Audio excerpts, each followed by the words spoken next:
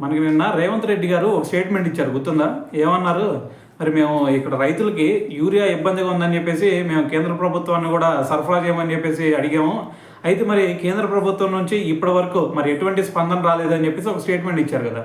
అయితే ఇప్పుడు దీని గురించి కేటీఆర్ గారు కూడా మరి దీని గురించి స్పందించడం జరిగింది. అయితే ఆయన అంటుంది ఏంటంటే, లిటరల్గా చెప్పాలంటే కాంగ్రెస్ ప్రభుత్వానికి కౌంటర్ వేశారని చెప్పాలి. అయితే మరి కేటీఆర్ గారు అంటుంది ఏంటంటే, మరి నాకైతే ఒక డౌట్ వస్తూ ఉంది, కాంగ్రెస్ నాయకులే మరి యూరియాని మరి బ్లాక్ మార్కెట్లో అమ్ముతున్నారేమో అని చెప్పేసి నాకు డౌట్ వస్తూ ఉంది. ఎందుకంటే ఇక్కడ యూరియా ఏదైతే కొరత ఉందో, సో మరి దానికి కారణం మరి ఇదే అనిపిస్తుంది నాకు అని చెప్పేసి ఒక స్టేట్మెంట్ ఇచ్చారు.